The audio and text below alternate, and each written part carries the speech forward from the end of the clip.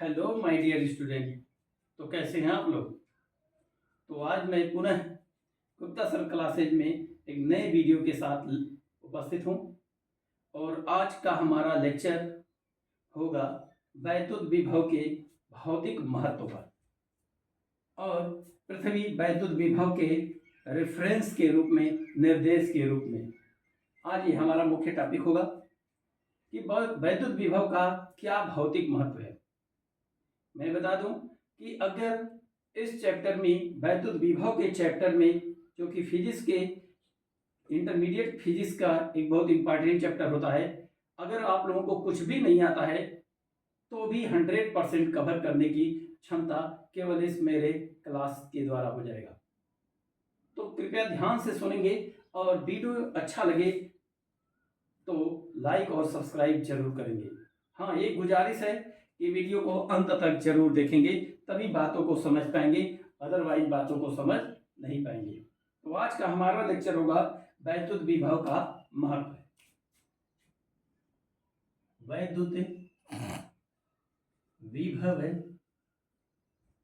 का भौतिक महत्व। भौतिक महत्व, वैद्युत विभव का भौतिक महत्व। कल का हमारा लेक्चर क्या हुआ था? कल हम बताए थे कि किन्हीं दो बिंदुओं के बीच विभव का अंतर क्या होता है, विभवांतर कैसे निकालते हैं, या किसी एक बिंदु का विभव का मान क्या होता है, इसको कल हमने पता किया था, फार्मूले डिराइव किए थे। आज का हमारा लेक्चर होगा वैद्युत विभव का भौतिक महत्व। वैसे फिजिक्स और केमिस्ट्री दोनों ऐसे विषय हैं कि कंसेप्चुअल विषय होते हैं। अगर इसके पीछे की कॉन्सेप्ट अगर पढ़ रहे हैं, कॉन्सेप्ट को क्लियर कर रहे हैं, तो ये सब्जेक्ट पढ़ना आसान हो जाता है, और नहीं तो बच्चों के लिए बहुत कठिन हो जाता है। तो मैं एकदम आसान ढंग से इसे बताऊंगा जिससे थोड़ा भी परेशानी नहीं होगा इस चैप्टर को समझने के लिए। और इस क्लास के बाद ये देखेंगे कि कितना आसान होता है, कितना आसान होता है फिजिक्स और केमिस्ट्री को पढ़ना। हाँ, लोग यूट्यूब या ऑनलाइन जो क्लास लेते हैं उनके क्लास में ट्विस्टेड होता है, वो क्लास ट्विस्टेड होता है, लैंग्वेज कठिन होता है, जिससे बच्चों को समझने में बड़ा कठिनाई होती है और वो बच्चे समझ नहीं पाते हैं, फिर तैयार नहीं कर पाते हैं। आज हमारे क्लास से देखेंगे कि कितने आसानी से इस हेडिंग को हम कवर कर रहे हैं। तो चलिए हम बिना विलंब किए हुए अपने हेडिंग की तरफ चलते हैं, वैद्युत विभव का भौतिक महत्व। तो देखिए, ये वैद्युत विभव का भौतिक महत्व, आखिर ये वैद्युत विभव है तो इसका कोई ना कोई महत्व होगा। इससे हम कुछ आइडिया लगा पाएंगे और उसी आइडिया को लगाने का अगर हम स्टडी कर लेते हैं तो उसी को कहते हैं भौतिक महत्व, वैद्युत विभव का भौतिक महत्व। तो वैद्युत विभव का भौतिक महत्व क्या है? मान लेते हैं कि हमारे पास, अभी मान लेते हैं ये दो वस्तुएं हैं, ये दो वस्तुएं हैं, और दोनों वस्तुओं को हम आवेशित कर दिए, इसको कर दिए +20 कूलाम से और इसको कर दिए +10 कूलाम से।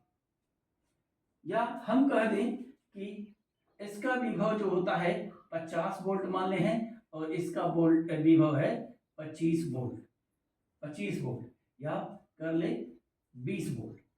तो इन दोनों वस्तुओं के विभव अंतर दिखाए गए हैं।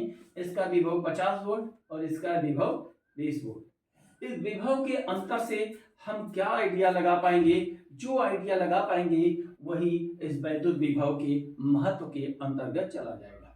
मैं बता दूं, अगर इन दोनों वस्तुओं को एक सुचालक तार द्वारा अगर जोड़ देते हैं तो होता क्या है कि इसमें से जो उच्च विभव पर है, जो उच्च विभव, उसमें से कुछ धन आवेश चले जाएंगे निम्न विभव की ओर, निम्न विभव की ओर चले जाएंगे। कब तक ये आवेश चला जाएगा, कब तक ये आवेश जाता रहेगा? जब तक कि दोनों का विभव का मान क्या हो जाए, समान न हो जाए। जब दोनों के विभव के मान आपस में समान हो जाएंगे तो ये आवेश का चलना अपने आप बंद हो जाएगा। अर्थात जब इस विभव का मान और इस विभव का मान समान हो जाए, कब समान हो जाएगा? पहले दोनों को जोड़ लेते हैं, 50 + 20 बराबर होगा 70, अब बटे 2 कर दे, क्या हो जाएगा? 35 वोल्ट।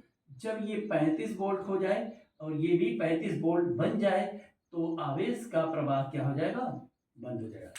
तो पहला महत्व यही है कि वैद्युत विभव का महत्व यही है कि वैद्युत विभव बताता है कि धन आवेश किधर से किधर चलेगा, धन आवेश की गति किधर से किधर होती है। तो इसको देखने से ये हम कह सकते हैं कि धन आवेश सदैव उच्च विभव से निम्न विभव की ओर गति करता है। धन आवेश सदैव उच्च विभव से निम्न विभव की ओर गति करता है। ये है हमारे पहला पॉइंट, वैद्युत विभव का पहला पॉइंट। वैद्युत विभव का पहला पॉइंट हम लिखते हैं, धन आवेश का प्रवाह सदैव उच्च विभव से निम्न विभव की ओर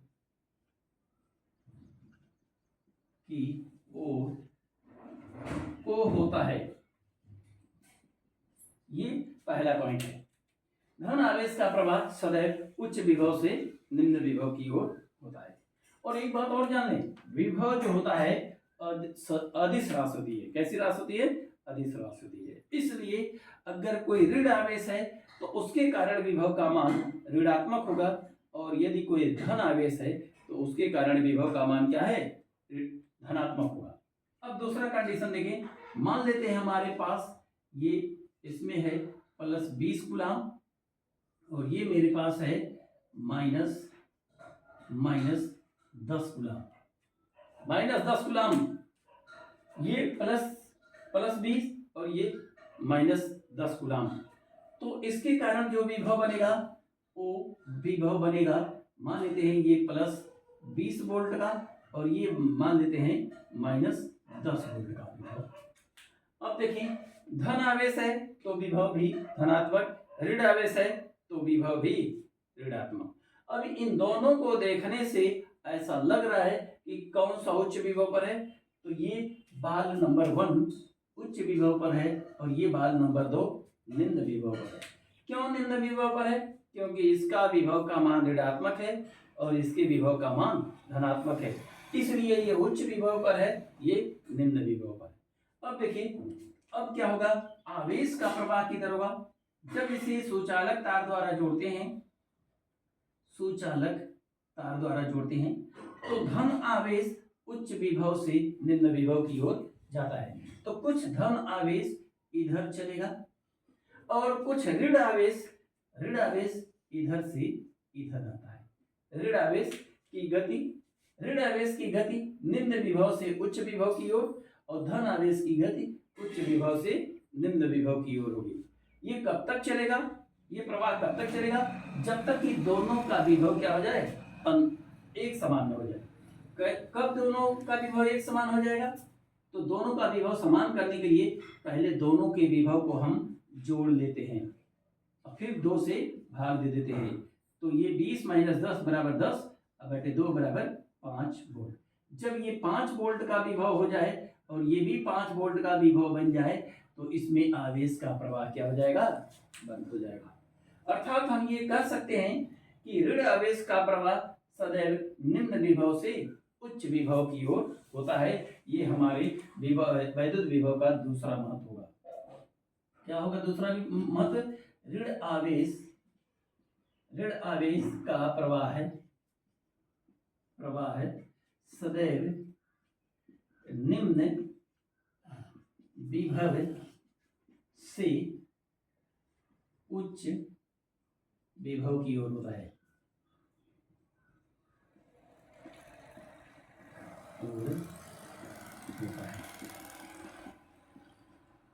तो 2 महत्व अभी हम पढ़ें। पहला महत्व ये 2 महत्व सबसे मेन है। पहला महत्व यह है कि धन आवेश का प्रवाह सदैव उच्च विभव से निम्न विभव की ओर होता है। जिस प्रकार ऊंचाई पर से पानी नीचे की तरफ बहता है, नीचे की तरफ जाता है, इसी प्रकार से धन आवेश उच्च विभव से निम्न विभव की ओर जाता है। ऋण आवेश का प्रवाह किधर से होगा, ऋण आवेश का प्रवाह निम्न विभव से उच्च विभव की ओर होगा। अच्छा हाँ, आवेश का प्रवाह 2 वस्तुओं को अगर एक दूसरे से संपर्क करा दिया जाए तो आवेश का प्रवाह कब तक चलेगा, जब तक कि दोनों का विभव समान न हो जाए। तो तीसरी बात यह है कि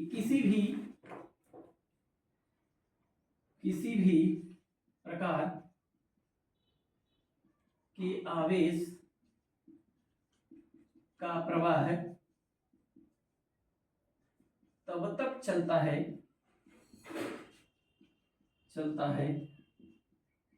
जब तक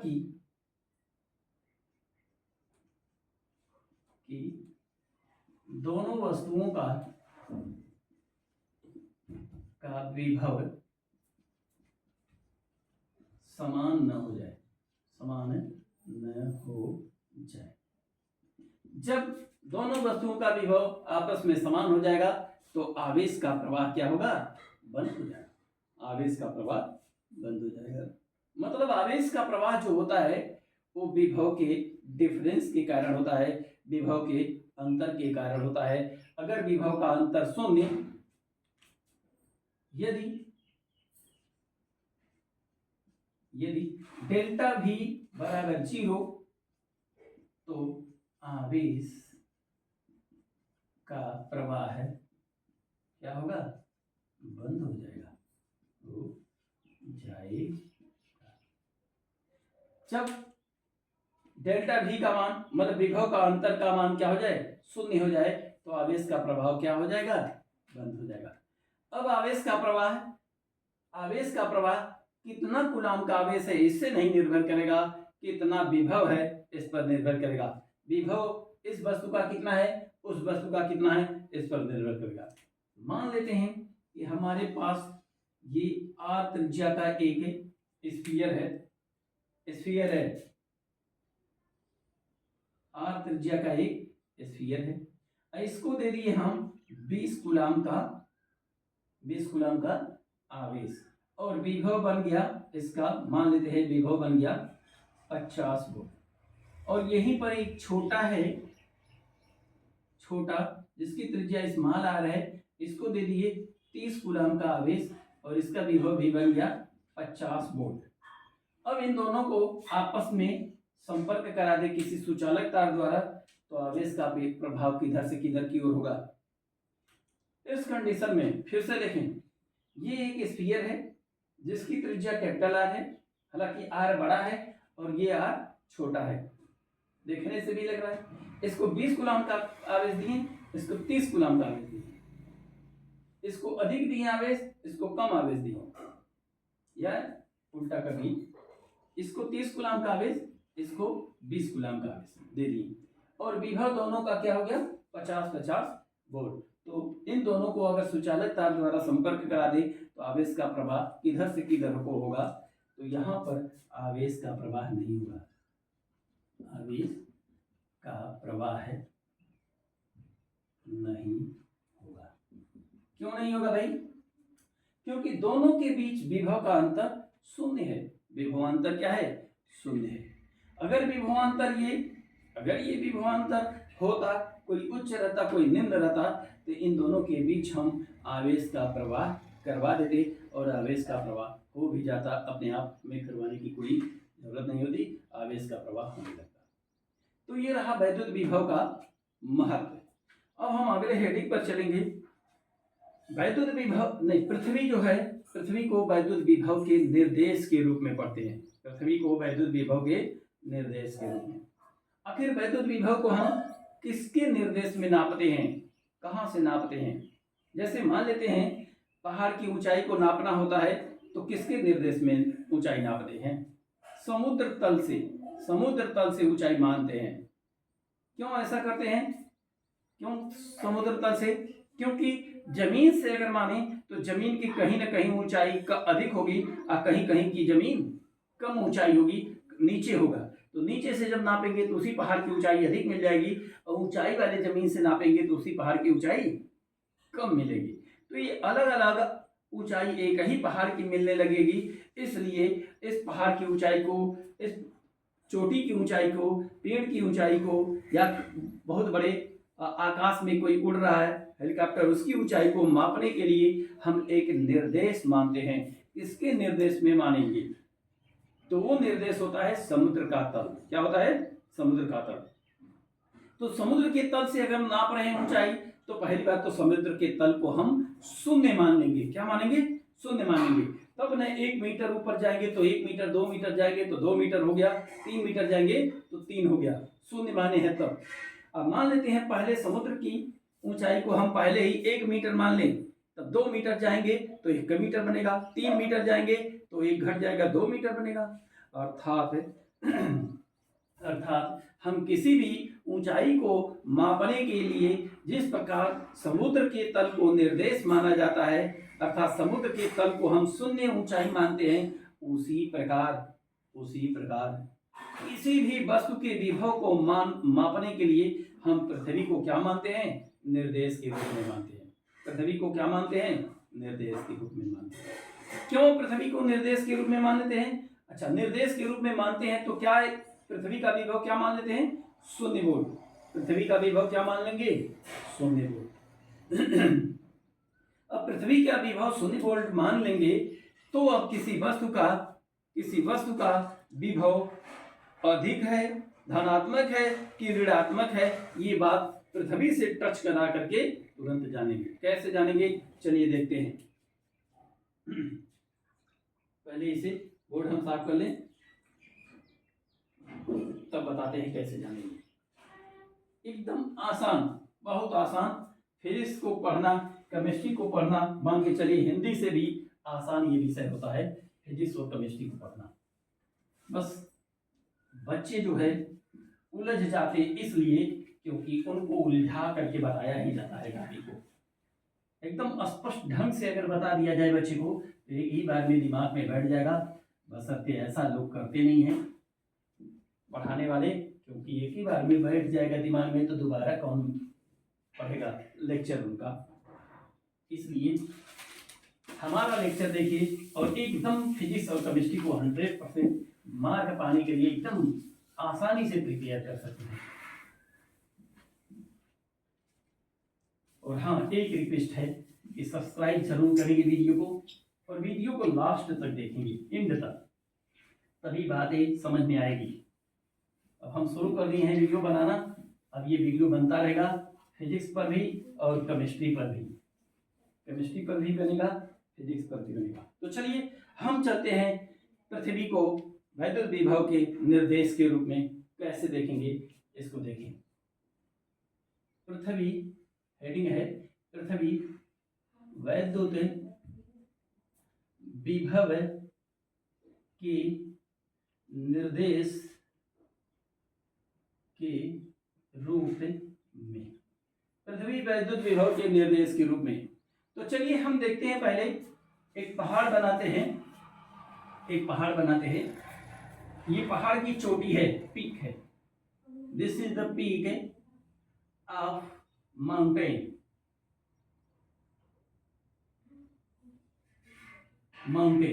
अब इसे हम नापना चाहते हैं, इस पहाड़ की चोटी को हम नापना चाहते हैं। तो यहाँ पहाड़ की चोटी के बगल में ये समुद्र मान लेते हैं, समुद्र। और यहाँ कुछ आसपास में इनके पास लैंड है, ये जमीन है। तो जमीन की ऊंचाई कुछ इस तरह है, फिर कहीं कुछ इस तरह का जमीन है, कुछ इस तरह का है, कुछ इस तरह का है, ऐसे जमीन है मान लेते हैं। अब बताएं, कोई नापने वाला पहाड़ की ऊंचाई को यहां से नाप रहा है तो पा रहा है 800 मीटर, यहां से नाप रहा है तो पा रहा है 790 मीटर, यहां से पा रहा है तो 770 मीटर, ये तो बड़ा गड़बड़। और यहां से माप रहा है तो पा रहा है 810 मीटर। अब बताएं, एक ही पहाड़ की चोटी को मापने में कई ऊंचाई मिल रहा है, इस तरह से कौन सही माना जाएगा, कौन गलत माना जाएगा? तो इस सब समस्या का समाधान करने के लिए एक निर्देश माना जाता है। उस निर्देश को क्या कर लेते हैं? 0 मान लेते हैं। तो हम लोगों का निर्देश क्या है? ये समुद्र तल है, ये समुद्र तल है। क्यों समुद्र तल कर रहे हैं? क्योंकि समुद्र का तल में कभी कहीं पर न तो ऊंचाई मिलेगी न तो गहराई, तल हमेशा एक समान मिलेगा। हालांकि बहुत सारी नदियां भी इसमें अगर मिल जाएं, अपनी पूरी पानी को गिरा दें तो भी इसके तल में न तो कमी आएगी न तो ऊंचाई होगा। तो क्यों न इसको हम रेफरेंस मान लें, क्यों नहीं इसे निर्देश मान लें। समुद्र के तल को निर्देश मान करके इसकी ऊंचाई मापी जाती है, उड़ते हुए जहाज की ऊंचाई मापी जाती है। उसी प्रकार अब समुद्र की तल को रेफरेंस मानिए तो इसका ऊंचाई क्या होगा, 0 मीटर। क्या होगा, 0 मीटर। अब यहां से यहां तक गए तो 1 मीटर ऐसे ऐसे ऐसे ऐसे नापते चले जाइए और पूरा जितना आ जाएगा उतना मीटर बन जाएगा। इसी प्रकार पृथ्वी के विभव को हम अन्य वस्तुओं का विभव मापने के लिए क्या करते हैं, निर्देश मानते हैं। पृथ्वी के विभव को हम निर्देश मानते हैं और पृथ्वी के विभव को हम क्या मानते हैं, 0 वोल्ट मानते हैं।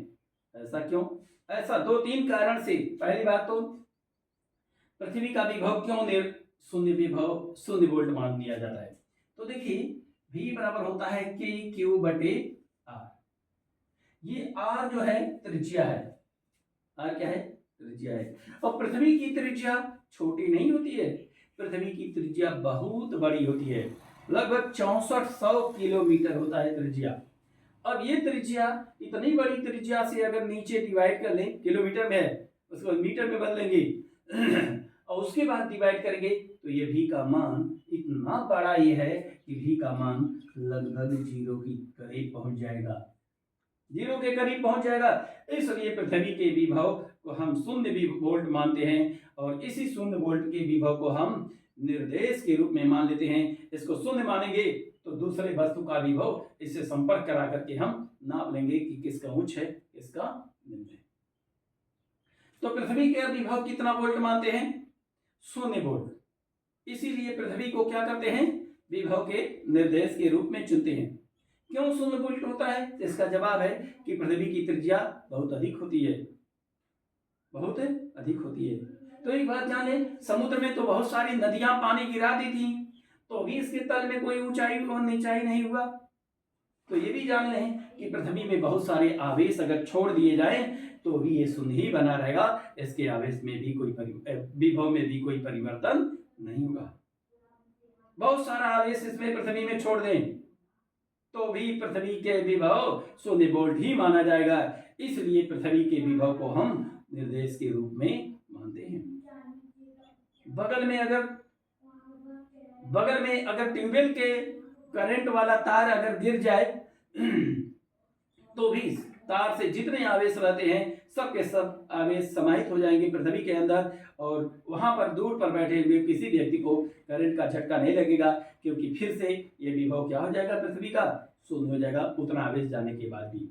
तो पृथ्वी के विभव को हम क्या मानते हैं, निर्देश विभव के रूप में मानते हैं। और जब निर्देश विभव पृथ्वी को मान लेंगे अर्थात 0 वोल्ट मान लेंगे तो हम ये इससे तुलना करा करके सभी वस्तुओं का विभव अभी हम जान लेंगे। कैसे जान पाएंगे ये आगे देखते हैं, ये आगे देखते हैं।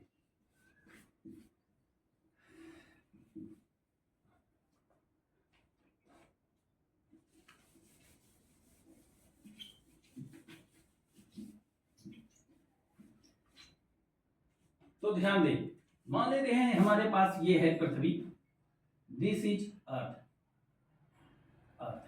और potential V equal to 0 volt. पृथ्वी का पोटेंशियल कितना, 0 वोल्ट। क्यों, क्योंकि इसकी त्रिज्या बहुत बड़ी होती है। तो त्रिज्या बड़े होने से क्या फायदा, त्रिज्या बड़ा होने से नीचे डिवाइड पड़ेगा बड़े संख्या से, तो अल्टीमेटली वो डिवाइड का मान बहुत कम आ जाएगा, जिसे हम 0 मान सकते हैं। क्यों निर्देश के रूप में मानते हैं, क्योंकि ये विभव 0 है, विभव 0 है। और दूसरी बात ये कि इसमें कितना भी आवेश डाल दें तो भी विभव में परिवर्तन नहीं होगा, जिस प्रकार समुद्र के तल में ऊंचाई और निचाई में कोई परिवर्तन नहीं होता है। इसीलिए इसे निर्देश के रूप में मानते हैं। अब मान लेते हैं मेरे पास 2 गोला है A और B। अब इसका विभव किसका धनात्मक विभव है किसका ऋणात्मक है ये मुझे पता नहीं है। पता करना है, एक पर बता दिया कि एक पर धन है और एक पर ऋण है, थोड़ा चेक करके बताएं किसका विभव धनात्मक है किसका विभव ऋणात्मक है। तो हम क्या करते हैं, इसको पहले कनेक्ट करा देते हैं अर्थ से। ये क्या है, सुचालक तार है, सुचालक तार से कनेक्ट करवा दिए। अब बताएं ये 0 और ये पता नहीं। तो देखें जैसे ही चल कनेक्ट कराएंगे यहां से इलेक्ट्रॉन जाने लगा इधर हम देख रहे हैं कि इलेक्ट्रॉन जाने लगा, पृथ्वी में से कुछ इलेक्ट्रॉन निकल करके जाने लगे। तो इलेक्ट्रॉन कहां से कहां जाता है? निम्न विभव से उच्च विभव की तरफ, निम्न विभव से उच्च विभव की तरफ। अगर इसका वोल्ट विभव 0, तो इससे उच्च कौन होगा? इससे उच्च धनात्मक ही हो सकता है। इसका मतलब ये क्या होगा? धनात्मक विभव वाला होगा। इसका पोटेंशियल क्या होगा? पॉजिटिव होगा। इसका पोटेंशियल क्या होगा? पॉजिटिव होगा। कैसे जान पाए? इस इलेक्ट्रॉन की गति को, दिशा को देख करके। इलेक्ट्रॉन कहां से कहां जाने लगा? पृथ्वी में से निकल करके वस्तुएं में जाने लगा। इससे क्या पता चला? इससे ये पता चला कि हमें पता है कि इलेक्ट्रॉन सदैव निम्न से उच्च विभव की ओर जाता है। तो निम्न कौन है?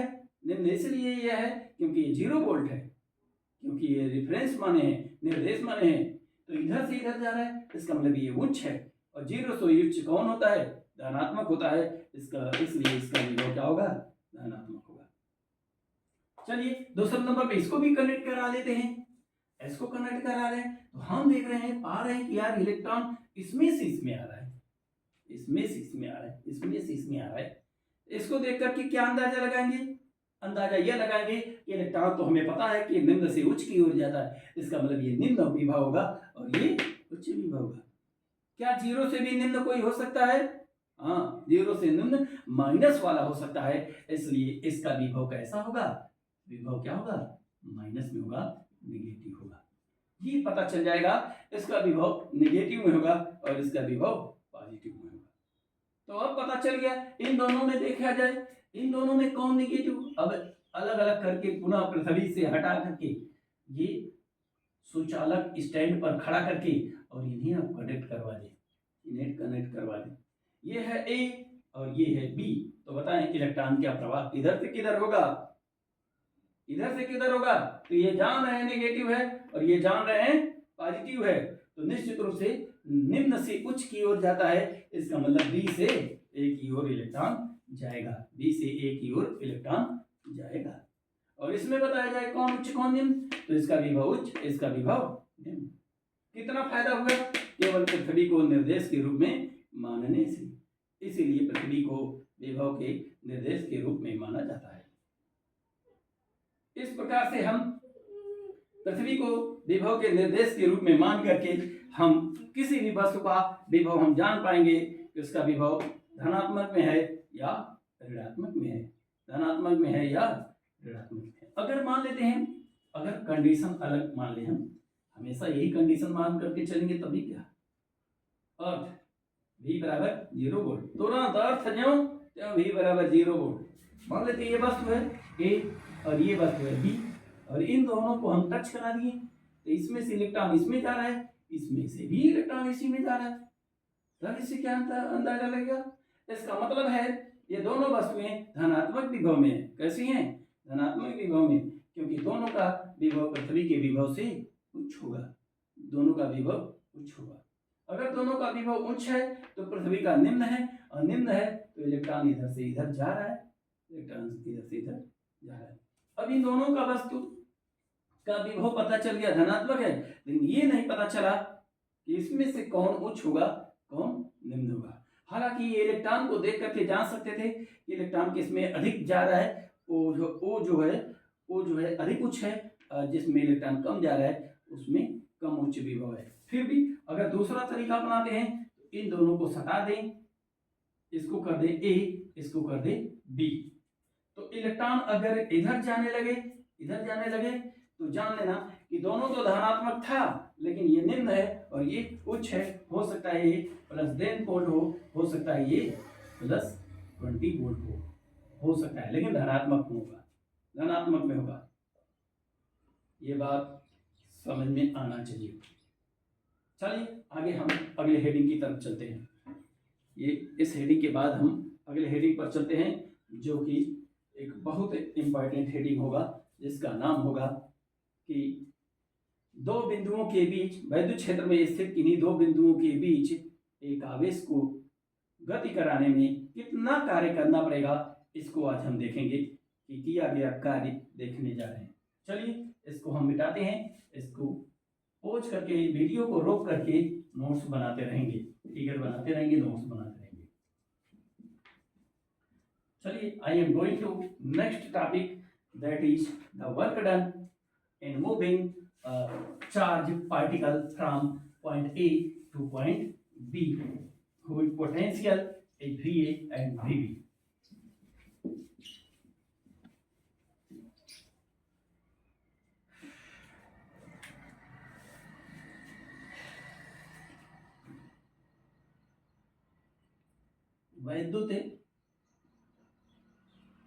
वैद्युतिक क्षेत्र में स्थित किन्हीं दो बिंदुओं के बीच आवेश को गति कराने में किया गया कार्य, ये देखते हैं। वैद्युत क्षेत्र में स्थित किन्हीं दो बिंदुओं के बीच आवेश को गति कराने में किया गया कार्य। तो मान लेते हैं हमारे पास ये कोई वैद्युत क्षेत्र है, ये कोई वैद्युत क्षेत्र है, वैद्युत क्षेत्र। इस वैद्युत क्षेत्र में हम कोई दो बिंदु ले लेते हैं। मान लेते हैं पॉइंट ए है ये, और एक बिंदु आर डिस्टेंस पर है, इसका नाम हम दे देते हैं बी। हाँ, मान लेते हैं, माना कि इस बिंदु का विभव VA और इस बिंदु का विभव VB है। माना कि इस बिंदु का विभव VA और इस बिंदु का विभव VB है, और हम क्या कर रहे हैं, एक चार्ज को, एक आवेश को, Q नॉट को, एक क्या है, ये परीक्षण आवेश है, परीक्षण आवेश है। इसको हम क्या करा रहे हैं, मूव करा रहे हैं। कहाँ तक ले जा रहे हैं, A से B से A तक ले जा रहे हैं, B से A तक ले जा रहे हैं। तो हमें कुछ कार्य करना पड़ेगा। क्या करना पड़ेगा, कार्य करना पड़ेगा। B से A तक ले जाने में जो कार्य होगा उसी कार्य को हम डिफाइन करने जा रहे हैं। तो चलिए देखते हैं। माना कि किसी वैद्युत क्षेत्र में दो बिंदु A व B है, जिनका विभव क्रमशः, ये चीजें लिखना एकदम आसान है। ये जो लिख रहे हैं मन गढ़ंत कहानी है, ये देख करके अपने मन से फिगर देख करके लिख सकते हैं। माना कि किसी वैद्युत क्षेत्र में दो बिंदु A व B है, जिनका विभव क्रमशः VA व VB है। एक परीक्षण आवेश को बिंदु B से बिंदु A तक ले जाने में माना कि किया गया कार्य बराबर W जूल। तब परिभाषा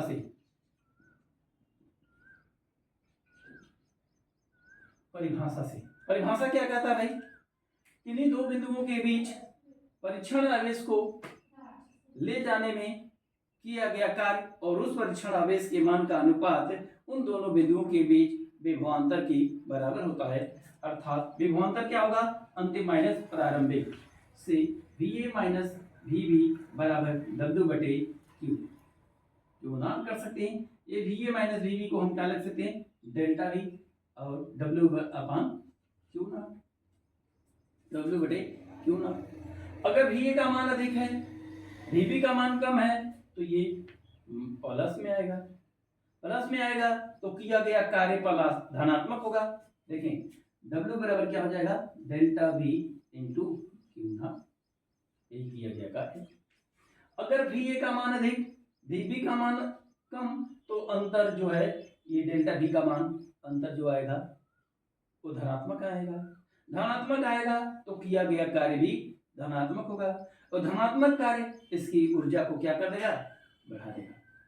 और कंडीशन, यदि VA का मान कम, इसका मान अधिक, तो डेल्टा V का मान ऋणात्मक आएगा, और ऋणात्मक आएगा तो किया गया कार्य भी ऋणात्मक होगा, और ऋणात्मक कार्य इसकी ऊर्जा को क्या कर देगा, घटा देगा, इसकी ऊर्जा को घटा देगा। ये बात की बात है, कंडीशन पर है कि ऐसा ऐसा अगर कंडीशन रहे तो किया गया कार्य कब धनात्मक होगा, कब ऋणात्मक होगा। तो ये बात जान लें, डेल्टा V का मान धनात्मक होने पर W बराबर क्या, धनात्मक, और ऋणात्मक होने पर W बराबर ऋणात्मक। लेकिन एक बात जान ले, कार्य का मात्रक होता है जूल, वही ऊर्जा का मात्रक भी जूल होता है, वही ऊर्जा का मात्रक क्या होता है, जूल होता है। तो अगर यहां से यहां तक कार्य कराने में किया गया कार्य W जूल है, और इस आवेश को ले जाने में यहां तक हमें क्या करना पड़ा, W जूल कार्य करना पड़ा। अब ये आवेश को यहीं पर छोड़ दें, हम ले जाकर के पकड़े न रहे, तो ये किया गया कार्य इसकी गति ऊर्जा में बदल जाएगा और इसे तुरंत समय से धकेल देगा, भगाएगा।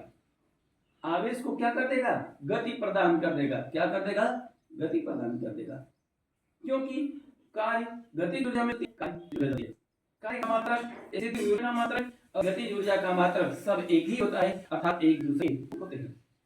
ऊर्जा और कार्य एक दूसरे के रूप होते हैं। कार्य की परिभाषा, ऊर्जा की परिभाषा कैसे दिया जाता है, कार्य करने की क्षमता को किया जाता है, कार्य करने की क्षमता को ऊर्जा कहा जाता है। जितना अधिक कार्य करने की क्षमता होगी उसके अंदर ऊर्जा भी उतना अधिक माना जाएगा। अगर कार्य करने की क्षमता कम तो ऊर्जा भी कम। मैं ये बताना चाहता हूं कि कार्य और ऊर्जा दोनों एक ही चीज है, अर्थात ये कार्य एक ऊर्जा में परिवर्तित हो जाएगा, और वो ऊर्जा कौन सी ऊर्जा होगी, गतिज ऊर्जा होगी। क्यों गतिज ऊर्जा होगी, क्योंकि यहाँ पर आवेश निश्चित रूप से दिखाई नहीं देगा, ये वैद्युत क्षेत्र में एक बल लगेगा और तुरंत ये गति करेगा, किसी न किसी तरफ गति करेगा, और गति करने वाले में ऊर्जा कैसी होती है, गतिज ऊर्जा, इसलिए W चेंज हो जाएगा गतिज ऊर्जा में। तो यही क्या कार्य, तो यही किया गया कार्य गतिज ऊर्जा में परिवर्तित हो जाता है, ऊर्जा में परिवर्तित हो जाता है और आवेश को गति प्रदान करता है, गति प्रदान करता है, आवेश को गति प्रदान करता है। यदि आवेश का द्रव्यमान बराबर m तथा वेग बराबर v हो तो k बराबर हाफ mv स्क्वायर, अतः W बराबर k, अतः delta v into q nought बराबर half mv square, half mv square. यहाँ तक हमें पहले देख रहा होगा। तो इसके हम क्या करते हैं, इसको लेकर के आते हैं, तो v स्क्वायर बराबर हो जाएगा 2 into delta v into q naught बटे या v under root 2 delta v q naught बटे। इससे इस फार्मूले से आवेश के वेग को फाइंड कर सकते हैं। अगर डेल्टा दिया है, क्यू मान दिया है और आवेश का द्रव्यमान दिया है, तो निश्चित रूप से दूर छोड़ने पर कितना वेग करेगा, कितना उसे वेग अर्जित कर लेगा, ये चीज इस फार्मूले से मिलेगा। इसके बाद इस पर जो एक्सरसाइज बनेगा, इसको हम अगले लेक्चर में बताएंगे। तब तक के लिए बेस्ट ऑफ लक, पढ़ते रहे